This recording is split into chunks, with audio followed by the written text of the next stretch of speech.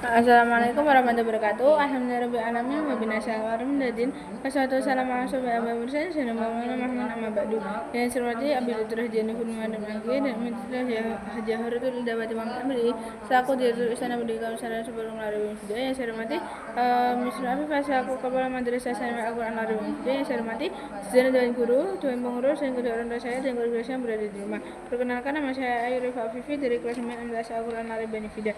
Pada kesempatan kali ini saya akan mempresentasikan pada imajinasi saya tentang mahkota Sulaiman bab 5. Di sini ada petuah sang nabi. Banyak sekali di antara perkataan Nabi Sulaiman dan kisah inspiratif yang berkaitan erat dengan beliau yang patut untuk dijadikan sebagai pesan moral dan petuah dalam kehidupan. Di antaranya, suatu ketika Nabi Sulaiman berpesan kepada putranya, "Wahai putraku, sebagaimana suatu biji akan mampu masuk ke dalam celah antara dua buah batu, begitu pula suatu dosa pasti akan masuk ke dalam pribadi dua orang yang saling melakukan akad jual beli." Nah, saat beliau pernah berpesan kepada putranya, "Wahai putraku, hindarilah banyak marah karena kemarahan akan menjadikan hati seorang yang mulia menjadi hina." Jadi Nabi Sulaiman itu menyuruh kita agar tidak banyak marah, karena kalau kita banyak marah itu menjadikan hati kita menjadi hina.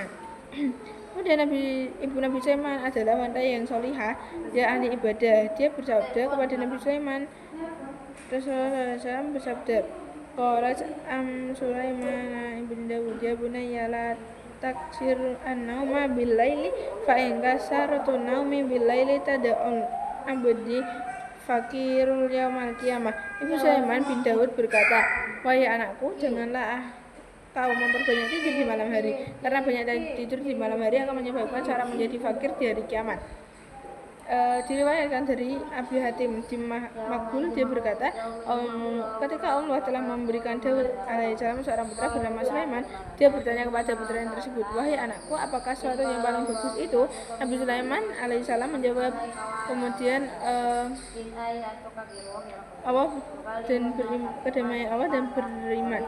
Kemudian pada wafatnya Nabi Sulaiman, kisah ini dijelaskan pada Al-Quran Saba ayat 14 yang berbunyi, "Falamma qadaina 'alaihal mautu ma dallahum 'ala mautihi illa dabbatul ardi ta'kulu min sa'atah falamma kharra tabayyanatil jinnu allau kanu ya'lamunal ghaiba ma labisu fil 'adabil muhin."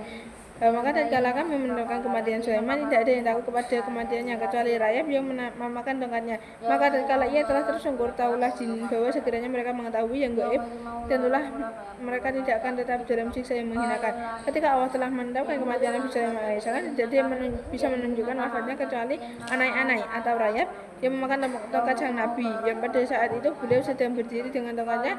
Kemudian setelah beliau jatuh tersungkur karena tongkatnya keropos dan patah dimakan rayap, sehingga tidak dapat menahan berat badannya. Para kaumnya termasuk bangsa jin baru menyadari bahwa Nabi Sulaiman telah meninggal dunia. Nah, sekian presentasi dari saya. Kurang bermaaf, semoga bermanfaat. Wassalamualaikum warahmatullahi wabarakatuh.